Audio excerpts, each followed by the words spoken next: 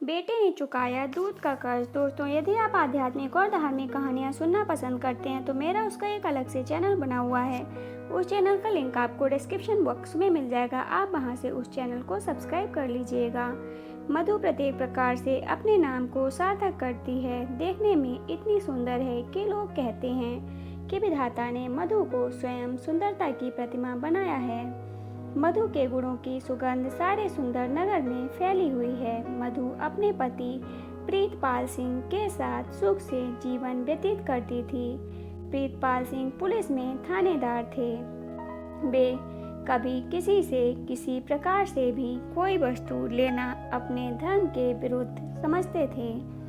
अपने वेतन पर निर्वाह करते थे और आवश्यकता पड़ने पर दीन दुखियों की सहायता भी करते थे। उनके लिए लोग कहा करते थे कि भगवान को प्रसन्न करने के लिए लोग पुष्प धूप दीप चढ़ाते हैं, परंतु प्रीतपाल सिंह को तो कोई पुष्प भी भेंट नहीं कर सकता। मधु के एक पुत्र रत्न हुआ और वह अभी 2 ही साल का था कि प्रीतपाल सिंह की मृत्यु हो गई। प्रीतपाल सिंह कोई धन छोड़कर न मरे थे। मधु बड़े संकट में थी। उसके कोई और भी संबंधी नहीं थे जिनके पास रहकर निर्वाह करती। धन का होना प्रसन्नता का कारण भले ही ना हो, पर धन का अभाव दुख का कारण अवश्य बन जाता है। मधु के पास धन का अभाव देखकर धनी लोगों ने सोचा कि अब तो वे धन के बल से मधु के साथ निंदनीय और असहनीय अत्याचार करने में सफल हो सकेंगे। परंतु मधु तो मधु थी। वह साहस और वीरता से अपने दिन बिताने लगी और उसने किसी अत्याचारी को अपने पास न भटकने दिया। उसने आवश्यक सामान तथा बर्तन कपड़े आदि रखकर सब सामान बेचकर अपने पुत्र को पाला और अब वह 5 वर्ष का हो गया। सिलाई की मशीन उसके पास थी। उसने बच्चों और स्त्रियों के कपड़े सीकर अपना निर्वाह आरंभ कर दिया और अपने पुत्र को पाठशाला में भर्ती कर दिया। एक दिन धनिक स्त्री बाजार से कपड़े लेकर सिलवाने के लिए मधु के पास बैठी थी। भूपेंद्र, उसका पुत्र, पाठशाला का समय समाप्त होने पर घर पहुंचा। धनिक स्त्री बाजार से अपने बच्चों के लिए मिठाई भी लाई थी। उसने कुछ मिठाई निकाली और भूपेंद्र को देनी ही चाहिए। मधु ने बड़े नम्र भाव से उसका धन्यवाद करके कहा कि मैं अपने बच्चे को यह मिठाई खाने को नहीं दे सकती हूँ। जैसा अन्न मनुष्य खाता है वैसा ही उसका मन बन जाता है और वैसी ही उसकी बुद्धि बन जाती है। लोग दीपक जलाते हैं। दीपक काले रंग के अंधकार को खाता है और काला काजल ही पैदा करता है। आप बुरा ना माने बहन जी, मुझे पता नहीं है कि आपका धन कैसा है। धन सुख शांति तथा सफलता का कारण केवल उन लोगों के लिए ही होता है जो कठिन परिश्रम करके उससे अपना जीवन यापन करते हैं।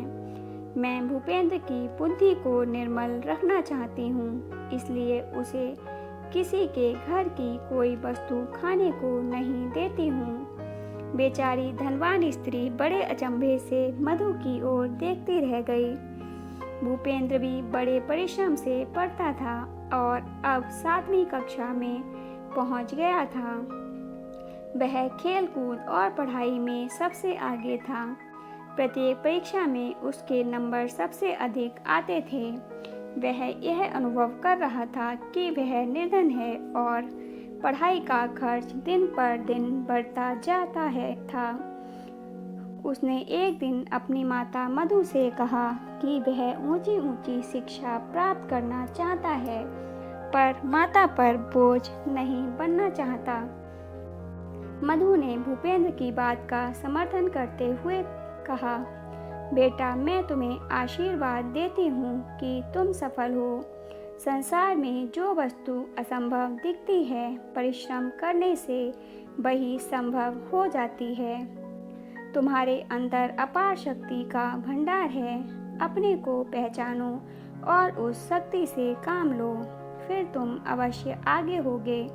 तुम्हारी राह में अनेक प्रकार के कांटे आएंगे, उसमें मन न फंसाना। ईश्वर विश्वास, सच्चाई और सच्चरित्रता के साथ अपने ध्येय पूर्ति में लगे रहना, बस तुम सफल होगे। मधु की बात सुन भूपेंद्र बोला, माता जी, आपकी असीम कृपा के लिए कैसे धन्यवाद करूं?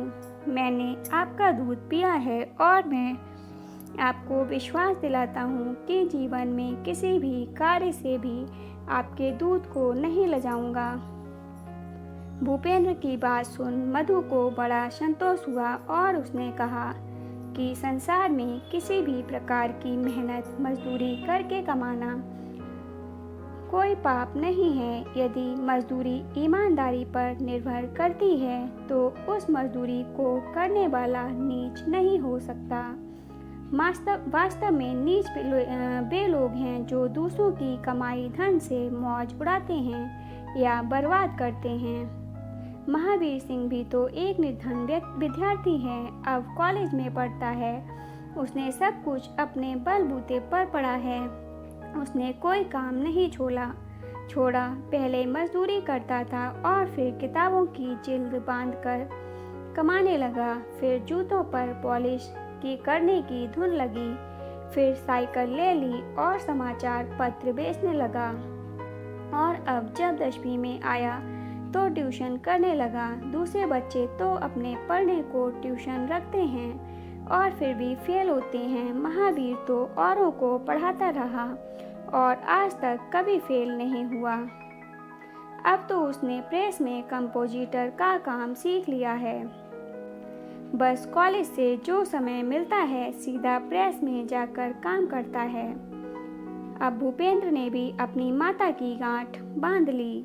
अपनी सुविधा के अनुसार मजदूरी करके पढ़ने लगा और इसी प्रकार पढ़कर वह एक बड़ा इंजीनियर बना और सरकारी नौकरी करने लगा।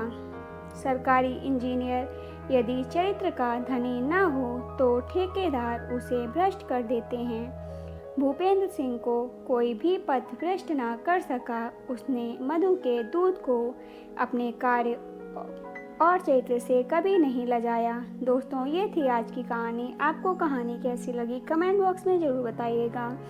यदि कहानी अच्छी लगी हो तो लाइक और शेयर कीजिएगा और ऐसी ही अन्य कहानियों को सुनने के लिए चैनल को सब्सक्राइब कर लीजिएगा।